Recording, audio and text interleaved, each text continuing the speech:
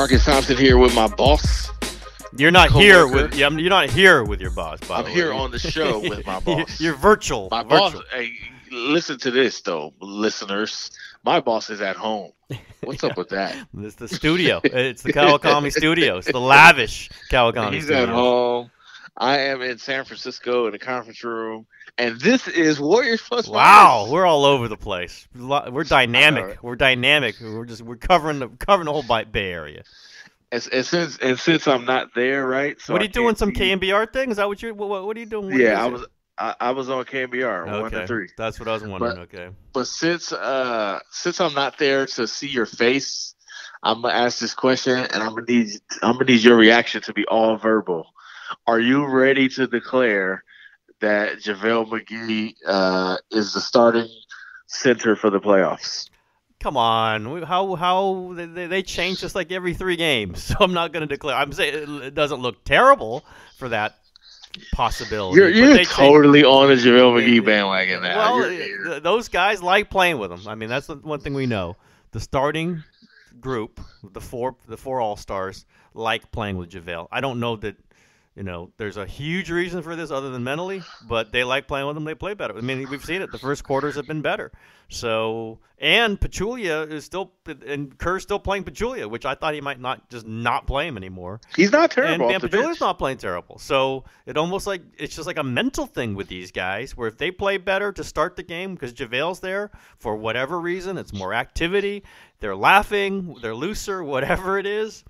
Then fine. I don't know that it's a lot of basketball to that, but that's fine. It is basketball to get guys, the best players, playing their best, and they like playing with JaVale, so that's okay.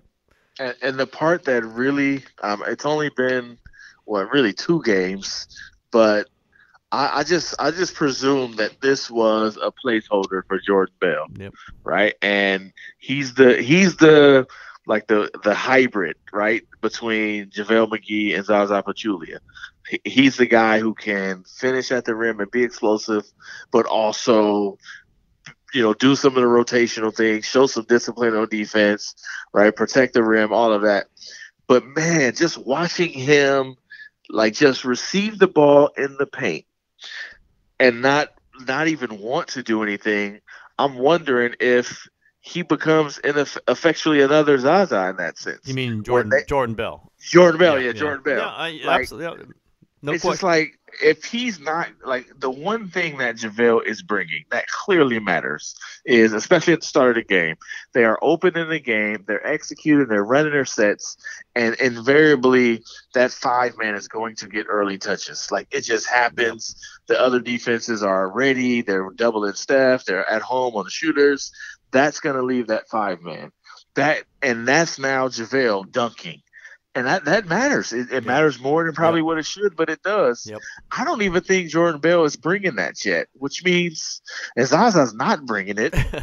I think JaVale this might be it, and it might not be 20 minutes. It might be that we'll give you 6. We'll probably bring you back for the 3rd. I think they might actually switch roles, because to start the games and to start the halves and not be playing 4-on-5, that's probably what the 4 All-Stars needed. And I didn't see this coming. I didn't see JaVale being the answer to unlock the Warriors. You thought it was going to be Jordan Bell, right? I did, no question. And I could see that. I wasn't sure, because you just never know what a guy's going to be like when he's coming back from injuries, particularly a rookie.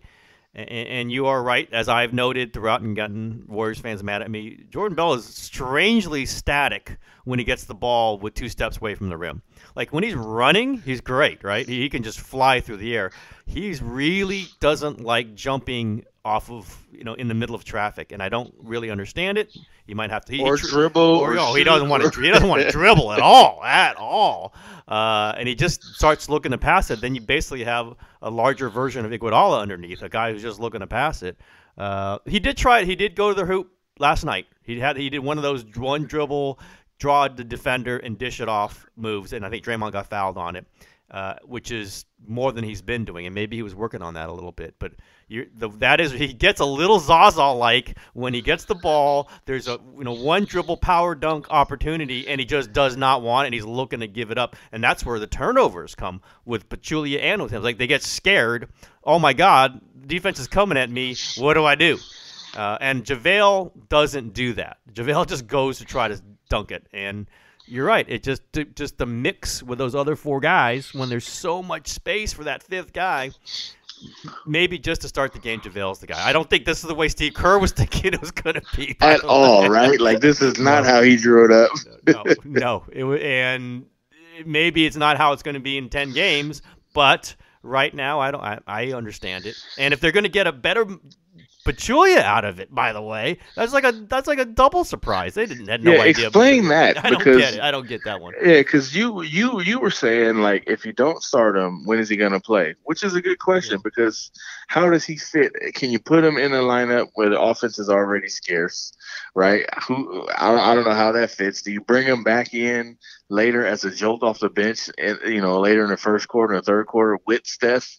I don't know if that's probably the same problems in the first quarter, like on paper, but actually when he's out there, he actually does fit, right? He actually, like, it's, what I think it is? I think, well, number one, his screens help, right? Oh, like no he question. said, No question. his screens are helping in a unit that needs all the help it can to get offense. I'm actually very surprised at how productive Zaza looks off the bench. I know I wrote it in theory, like, he could probably bring this, but I was more with you, like, if he doesn't start, when do you play him, right?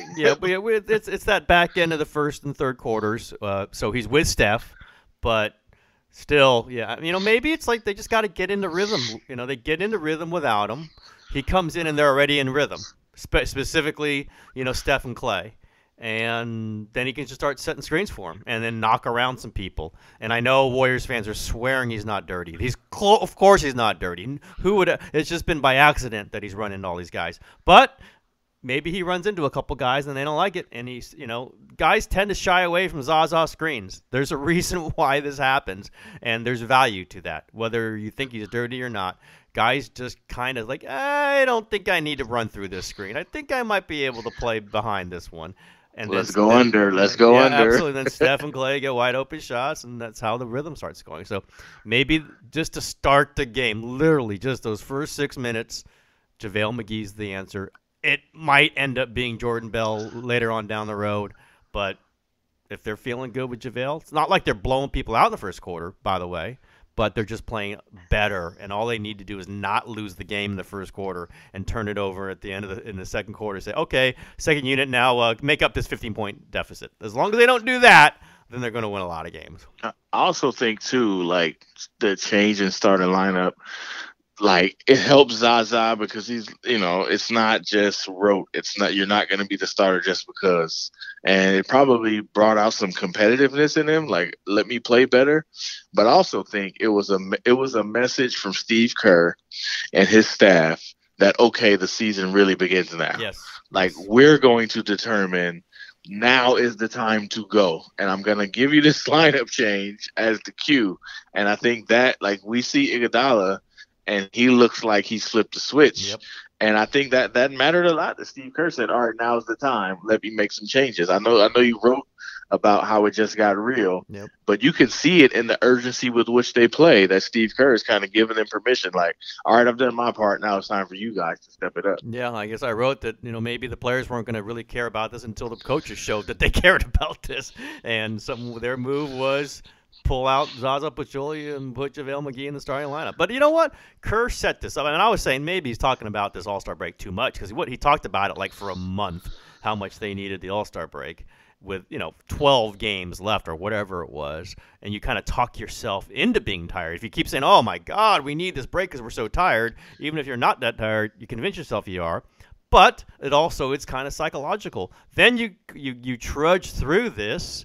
You get to the All-Star break, you get the week off, or with Steph and Clay and Draymond and Durant only got about 3 days off, but you get 3 days off, sitting on a beach somewhere. Then you feel like, oh my God, now I'm refreshed. Because like if you keep talking about it and you get through it, then you feel great, and you get this 24-game sprint, and I don't know. Maybe Klay Thompson's right. Maybe they're going to go 24-0. I don't know. I don't think so, but they're 3-0, whatever they are. Are they 4-0? Whatever they are after 4-0. Yeah, yeah, 4-0. And we'll see. We'll see what happens the next set of games. But here's a question for you. Do you think they should try to go 24-0? No, absolutely not.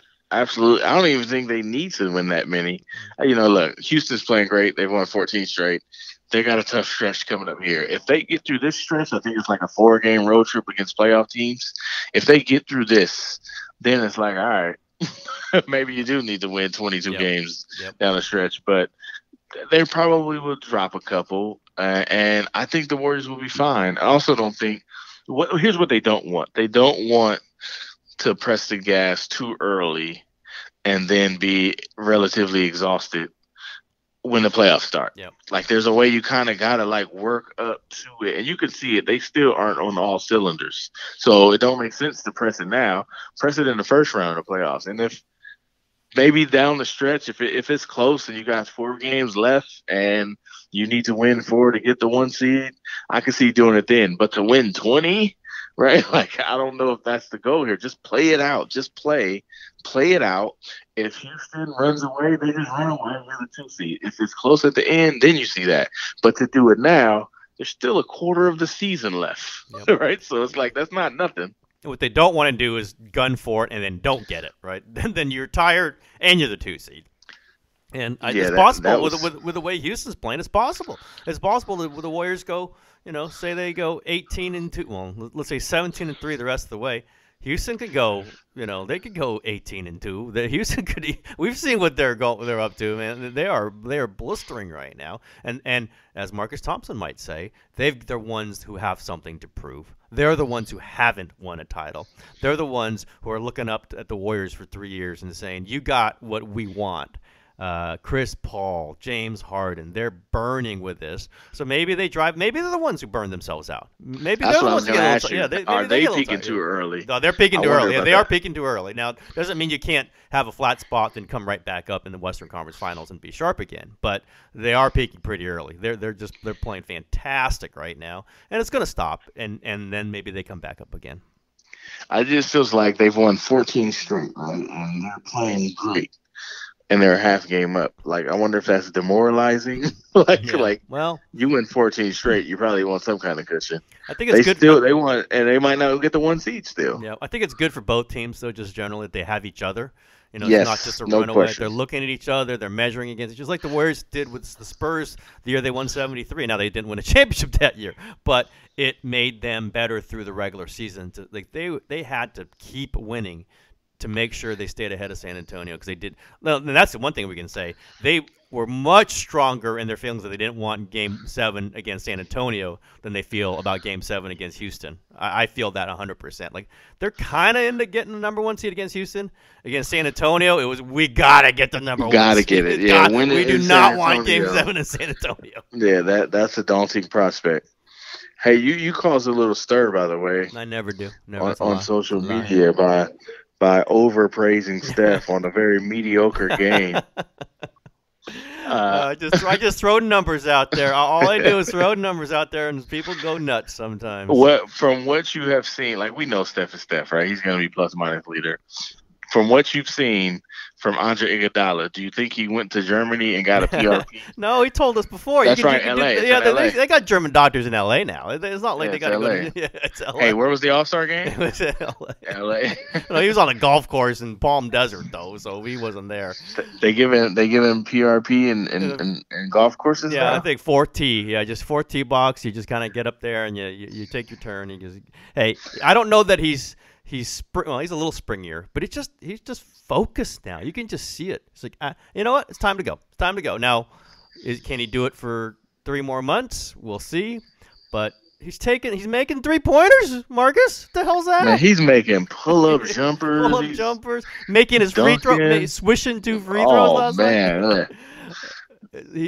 I think he's taken a lot. You know, Andre. He doesn't ever say. He just jokes about everything, if he's even joking.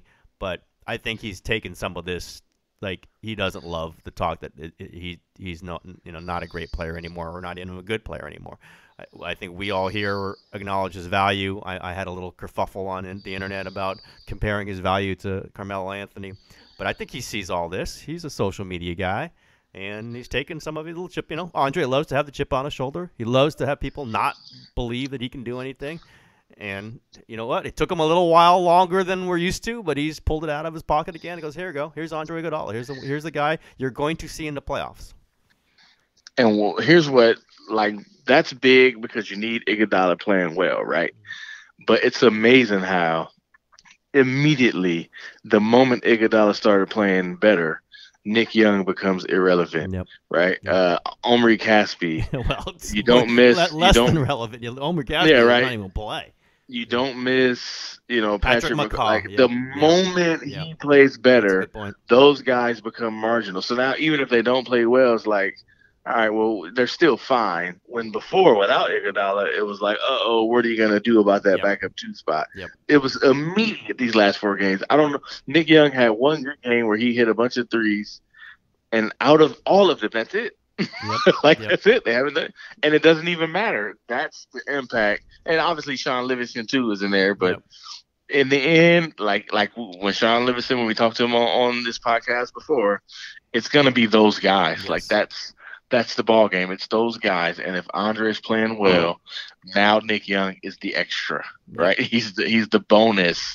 Omri Caspi is not getting off the court, even though I think he probably would have been good. I think Omri Caspi might be the answer for the offensive rebounding issues because he's one of those guys who's just all over the place. How do you box that guy out, right? And he's not the big bruiser, but man, he moves so much. I kind of like if they're in a situation where they're giving up a bunch of boards, I'd say throw them out there. Of course, on offense. Yeah, I don't think they're going to do that. I don't think they're going to do that. I know, right? He came to me and said I overstated his issue with layups. He was like, "Nah, man, I'm pretty good at the rim." Yep. He's like, "You're right. You're right about the threes, though." Yep. I was like, "That was respectful. I get it." Yep. No, they by the way, they read everything, and he hasn't not been great at the rim. He's been flipping it up there, and some of that might be the health issue or whatever. But he's flipping the ball like these 1-footers. He's flipping them 6 feet in the air, and they're going off the front rim.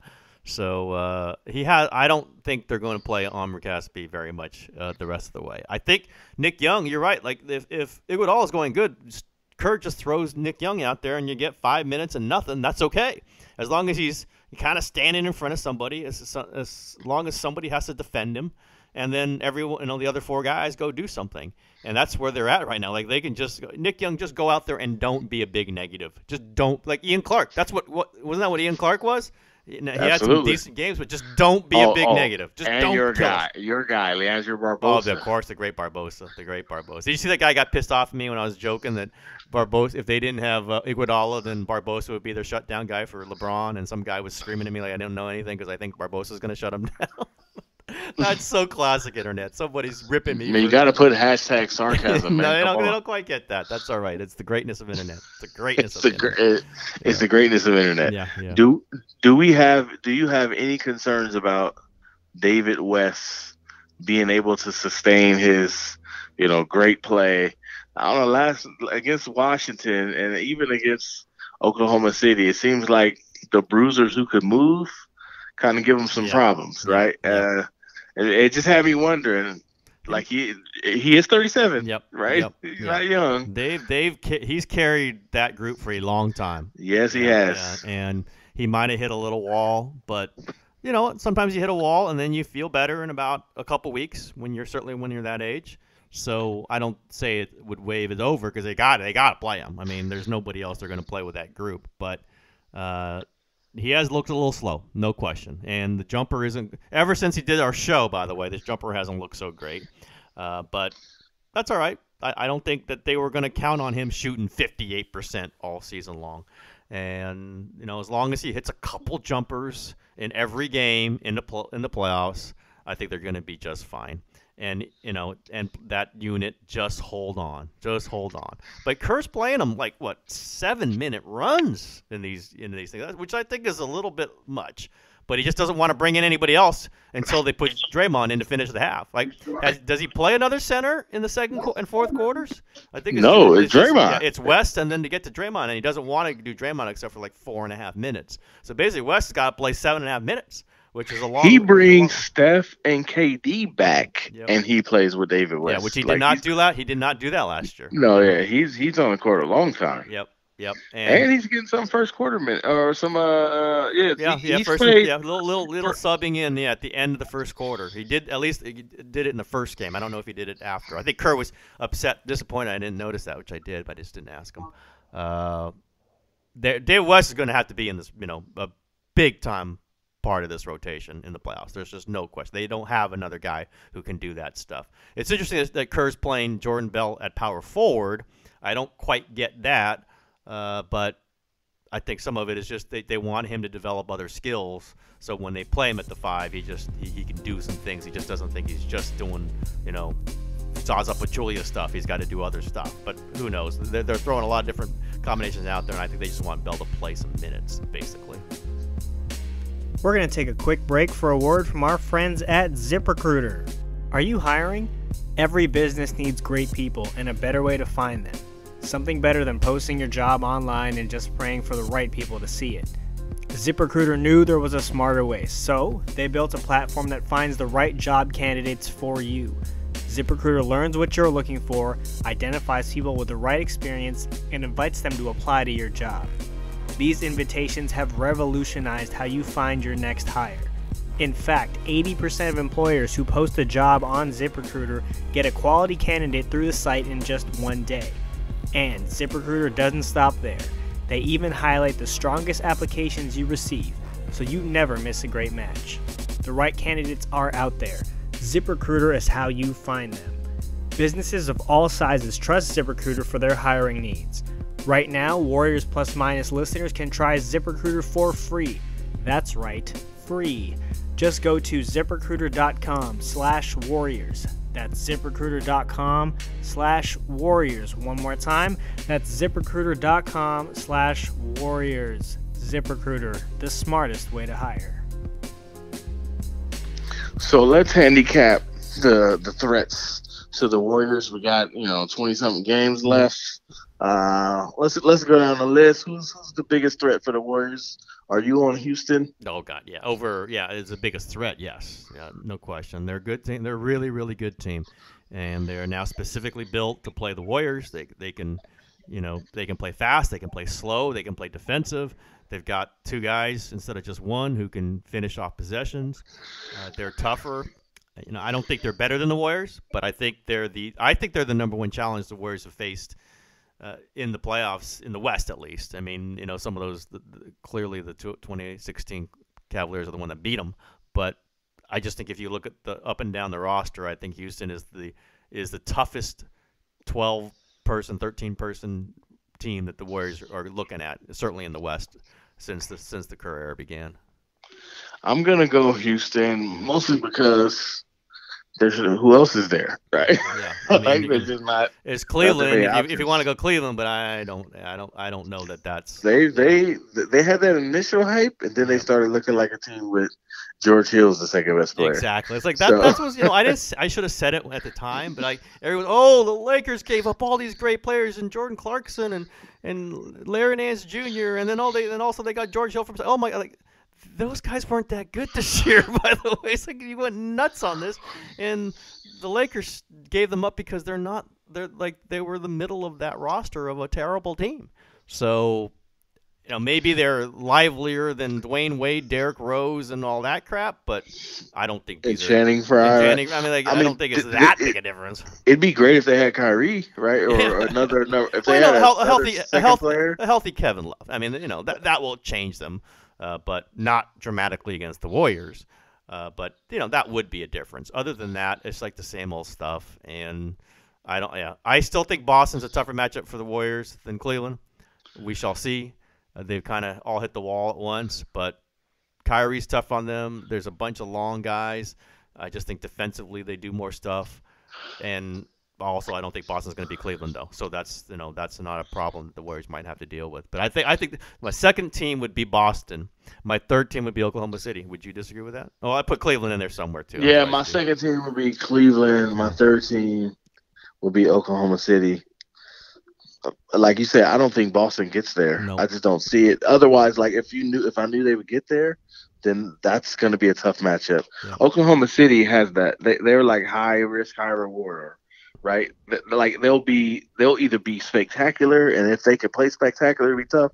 But they can also like play terribly, right? Yep. They've got that real low end.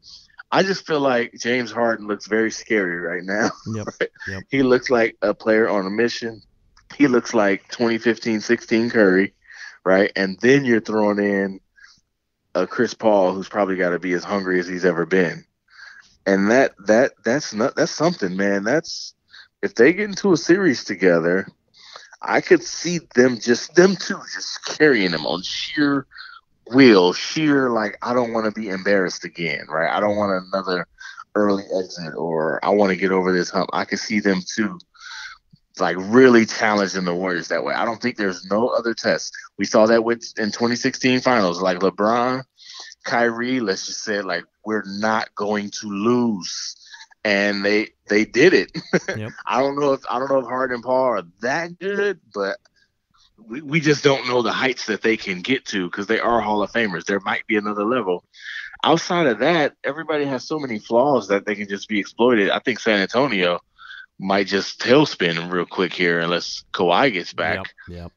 And it's gonna be rough. Yeah, I agree. And they could give somebody trouble in a series, but I don't see them going through 3 series. I just don't see that. There's too many other things that could go wrong with them, and they're going to need Ginobili to make 5 plays in the fourth quarter at age 47. So I just don't see that happening, and we saw the Warriors just chew right through them last season. Obviously, Kawhi got hurt, but I think the Warriors were going to chew through them. It might not have been a sweep, but they were going to go through them last season, and I don't think San Antonio is a lesser team than that right now. So, here's the question: like, what team would make the Warriors play great to beat them? I think there's only one, and it's Houston. I think all the others they could play decent. Boston, I think, would be the one that they would have to play the best, other than Houston. But I think they could beat Cleveland up. Like, did they play great against Cleveland last season in the finals? Maybe 2 games. They played great in spots though. Exactly. It was like we're gonna play lights out for a quarter, and that was it. Yep. I mean, I think Oklahoma City, if they're playing their best, would force them to play great. But the thing with Oklahoma City is, they're not doing that 4 times. Yep. You just know it. Yep. They're not. They might have 2 in them. We might have already seen the 2. Yep.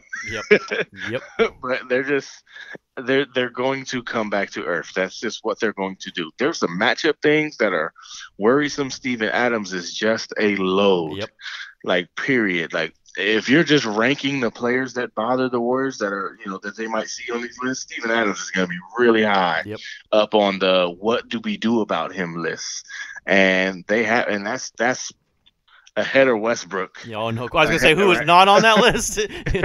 There's another player who's on that team who's ahead of Westbrook. Yeah, no question. Paul George, no question. Paul George, yep. And it's just like, what are we going to do about? Oh, by the way, who's really, really not? Who's on another list for them? Who like they love seeing on the court on that team? Melo. Yes. Draymond's like, please play Carmelo, please. I'm not allowed to say this on the internet because people get really mad, but there's certain guys they love seeing Carmelo Anthony. Please say Carmelo. Blake Griffin. Absolutely. Ryan Anderson. They love seeing those guys out there. Love it. So, which would be the ideal 8 seed or first? How about this first round matchup for the Warriors in case they are a 2 seed? And who would be the worst first round matchup for the Warriors? It's so jumbled up. It's hard for me to really, figure that one out. I think the Clippers they'd like the Clippers just because the travel would be so nice. I think they could win the first 2 at home and just, make the Clippers quit. The Clippers are better now. I think, they're kind of fun, but they're not good enough to beat the Warriors. So it would be one of those where the Clippers are game. They fight hard, and then the Warriors get to sweep, and then they can rest. I think that would be their best first-round matchup, however it turns out. We've always talked about how Denver's tricky on them. I don't think it would be a brutally hard series, but I think I can see Denver taking a game in there and making the Warriors sweat a little bit. But I think the Clippers would be the toughest. I mean, it would be the one they most want to see. And then all the rest, you kind of jumble them up. Like the Jazz aren't a super talented team, but they're got hot. They have some tricky players. You have that tough arena, little altitude. All the rest are just I kind of throw in a box. Portland's the Warriors match up well with them, but Portland can still get either one of their guards can go get 40 on you on a particular night. So I just kind of throw the rest of them together, and I just say Denver might be the hardest, and the Clippers the one they most would like, and everyone else is kind of the same. I don't know if you can pull out anyone else differently like that. I would go with Portland as the one that might be the easiest. Yeah. I mean, they've seen them before. It's the right style. It's the right style. Yeah, they don't play any defense, so like they do have like a puncher's chance in the game where they could get 40, but there's just going to be no resistance from them. Yeah. It's not going to be a physical series. They're not going to beat you up. None of that. I think Denver. I don't think it will be. It will be tough because that's going to be a physical series. They're going to have to execute.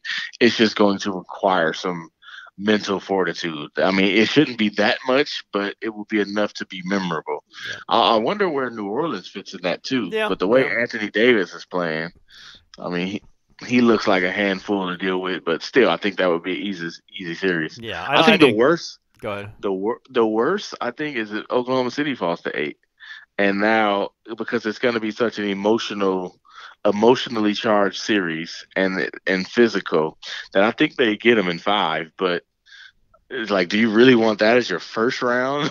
Yeah. Right? where you're all amped and everything is on 10. That's the type of series that if you get it in the first round, you feel it in the West Finals. You feel it in NBA Finals. Yep. That's the one, and they're 7 right now, so it's highly possible.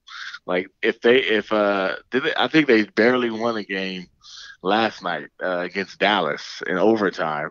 It's like they lose a couple of those games, they'll be 8 seed, and now you've got the just super dramatic, and can you imagine the Westbrook Durant storyline? And they're gonna want to beat, and you're doing all that in the first round. And I think that for me, that's the one that's if you're like, you're gonna feel that later, right? That's gonna be a problem later. Yep, and I'd say that's the one team that all the ones we talked that probably could get a game at Oracle. Yep. I don't think the other Denver. We've seen them do it. If they're a focused, in tune Warriors, they probably aren't going to lose at home to Denver. But I can see Oklahoma. But we've seen it. We've seen Oklahoma when the Warriors really want to win a game, and we've seen Oklahoma City beat them at Oracle. So yeah, it's such a jumble. It's really going to be you just don't know who they're going to draw. Nobody knows, and who's going to be the 4-5 for the one to play after. I don't know. I mean, because San Antonio could fall all the way down there. It's a scramble to try to figure out who's going to get who. Can you imagine, being the 2 and ending up with San Antonio in the first round? And if Kawhi's back, that wouldn't be fun. That would not be fun at all, right? That's a team you don't want to get in the second round, and you're going to get them in the first round. So it's just hard to get a finger on any of it other than just play well. The Warriors play well and Houston play well. They're going to get through whoever else, and they're going to face each other, and then we're going to figure out from there. But I just don't know any of those you throw out there. I just think, I think Ron Adams could figure out a way to stop Anthony Davis. Not stop him, but make sure he doesn't hurt him. I think Ron Adams could we know he can figure out a way to slow down Westbrook. We know he can figure out a way to slow down Carmelo. We know, all those I keep going. I think they can figure out a way, and their offense isn't going to be stopped. Then you get to Houston, and that's the one, okay, we have not yet seen that, and that's the one I'm curious about. All the other ones, they're going to figure it out on their way. Yeah, Houston's gonna be tough. Yep. I mean, like if Clay's guarding Harden, right, or Chris Paul, whoever, whatever happens, one of them guys gonna go out the game, and the other is gonna get free reign. Yep. And then the other, like, who's guard that second wave of Chris Paul, right? When it's just the Chris Paul team, and then who's guarding it when he takes the rest? And Like, is that same person gonna be on the court the whole game? Yeah, Right. it's Clay. That's Clay and Iguodala. Yeah, I think it's Clay and Iguodala. Slater actually had a funny line that I had to kind of alter last night. He goes, Clay Thompson had these incredible tough defensive assignments. Like against Oklahoma City, he had to guard he had to guard Russell Westbrook and Paul George, and I kind of had a parentheses, but not at the same time because they do have other players. Yeah, he does have to pick one of them. He's not guarding both of them. But that's why you have Iguodala. Absolutely. That's why they want McCaw healthy at that point, because he can give him some minutes against Chris Paul. Chris Paul's going to beat him, but makes it a little tougher. Although I guess Ron Adams has a new secret way to guard Westbrook in that matchup. Just throw Nick Young again. I was like, that was bizarre. He got 4 possessions against Nick Young, and Westbrook doesn't shoot, doesn't attack any of it. It's like he saw Nick Young go, you know what? They're not bothering, so to hell with it. There's no challenge. And so they don't get any points out of it. It was bizarre. That genius Ron Adams. Weird. Genius Ron Adams. It's like, I mean, that's what he does, though, right? It's like, I still remember when he's like, all right, Bogut, you guard Tony Allen. Yep. We're like, what? Yep. And it works. That's what he does. Yep. So TK, we've got some questions. I believe we do. Ben Cruz is like lining them up here. So fire away, producer Ben Cruz. All right, guys, here we go. Again, millions of questions this week. The fans really came through, so thank you for these. Keep sending them. So 1 question from Twitter today, 2 via email. So the first one on Twitter via Dr. Dre NoCal, very clever. Will Jordan Bell be able to get back to the second or third man off the bench role by the end of the regular season? I think he'll get there. I think he might end up being a starter if they could kind of figure out how to get him in that role. If he's a role man and he's finishing, they got to get it in his mind to go up, go attack. I don't think he does that. And JaVale is like a couple bad stretches away from Steve Kerr putting him back on the shelf. Yes, right? He's always there. He's always there. That's his existence. So I feel like he can get there, and he's young, he's athletic, he's got some good weight on him. He's strong. Like, they're gonna need that at some point, right, TK? Yeah, I do think they do sense that they could use some dynamic athleticism. Sometimes you just notice the ball bounces around, and they're the last ones to it every time, and they do know it. And they just need someone who can go chase down the ball ball handler, get to the rim, be electric. And he does give that. JaVale gives it to them in one regard, but not in the chase down the loose ball way. And I think I'll just put it this way: the answer is the Warriors want him to be one of their first 2 guys off the bench. The answer. Now we'll just see if he can get there, but I think they really would like to be more dynamic, and that's why maybe Zaza really flourishes in that second center role. I think they're kind of pointing Jordan Bell towards that. They'd like to go with that spot, and so he could be subbing in with Iguodala in that at the 6.5 minute mark. That's, I think, where they're targeting. Whether that actually happens and when it happens, I don't know, but I think that's what they're targeting. All right, what else you got, Ben? Got another one for you via Mohan Sankaran via email. If the Hamptons 5 continue to scuffle in the regular season, do you see Kerr going a different direction in the playoffs to finish the first and second halves? I think this will be mostly matchup driven. I think if they're getting crushed on the offensive glass, I think he switches it up. But in the end, we know what this is, right? These are 5 best players. Yeah, right. This is what it is. It's gonna be that until they show they can't do it. I think the only thing that changes it is if you got a guy like Steven Adams, and it's like, Draymond, we got 5 minutes. We need you to do it. But if he's done that 5 minutes already, right, you might not. So that's the only thing I see them not doing it. But in the end, like Iguodala just showed, he's gonna show up. At least that's what they're banking on, is he's going to show up. And if they don't, they lose. If they lose, they will lose because those guys didn't show up. Yep, that's Iguodala's the big one. If he is playing well, you have to close with that group. You just have to. And they have been beat last couple games, but it's who they are. It's the way they play their best. It was great against Oklahoma City. They speed everybody up, and they force teams to play their way. It's going to take a lot for Kerr to go away from that, and and even if it is playing terribly, he's still going to start it and still close with it in the playoffs, and then it'll have to be a very bad unit in the playoffs for him ever to go away from it. in my opinion, and he shouldn't. It's the best five players. That's literally what it is. It's best 5 players, and you know what? So much of this really hinges on Steph Curry and Klay Thompson making shots, right? If they make shots, that unit looks a whole lot better.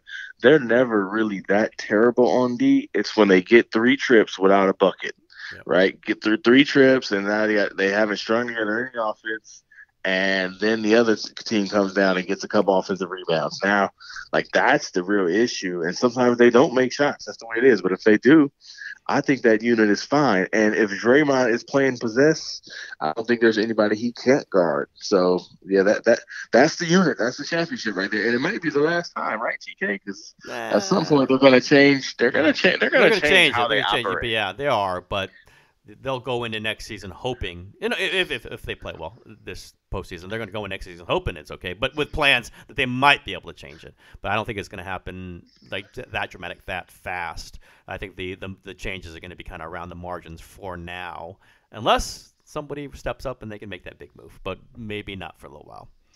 We got another question? Last one. Abel John via email asks, call it right now. Will the Warriors or Rockets end up with the number 1 seed out west? I'm gonna say the Warriors. The Rockets' schedule looks pretty daunting. Yep. They got a nice road trip coming up. They're playing some tough teams, and you know what? It's probably best for them if they lose too. So I think I do see them. You know, not maybe a losing streak, but one of those 5-8. 5-9 they lose. Houston's at some point. Houston's gonna lose 5. We're gonna lose 9 games. They're gonna lose 5 and 9. I think they're gonna have a rough stretch. Yeah. I can see that. Yeah, I think the Warriors are likely to be the number 1 seed, but I don't think it's a sure thing. And if they got to rest some guys, maybe they back out of it. But I see them. The pride of this team's too much. They're just going to want to not have Houston be seen as the better team. And I think they'll kick it into the gear. They've already started doing it. They'll get to 66 wins. Houston will be a 65, 64, and the Warriors will be the number 1 seed there. I'm calling it right there. Typical couple guys who cover the Warriors, and the Warriors are going to end up with the number 1 seed. So the next game they have Boston. Yep. Oklahoma City. They got some back-to-backs in there too, right? Yeah. Yeah. Milwaukee. Oklahoma City, Milwaukee back-to-back. Yep. Toronto. Then they get a breather with Dallas, San Antonio, Clippers, New Orleans, Timberwolves, Blazers, Pistons, New Orleans again, Hawks, Bulls, and Suns. And they got back to the Spurs, back to the Wizards. I mean, they play Oklahoma City a couple of times. Like, I could see them losing, 5 more games. Yep. And that might be enough. Yep. Warriors go, lose 3 more, lose 4 more. I guess I think lose 4 more, and they finish ahead of them. No, 3 more. They only lose 3 more. Yeah, absolutely. And the Warriors seem to want this, and the Warriors seem to want it, and they seem to talk about it.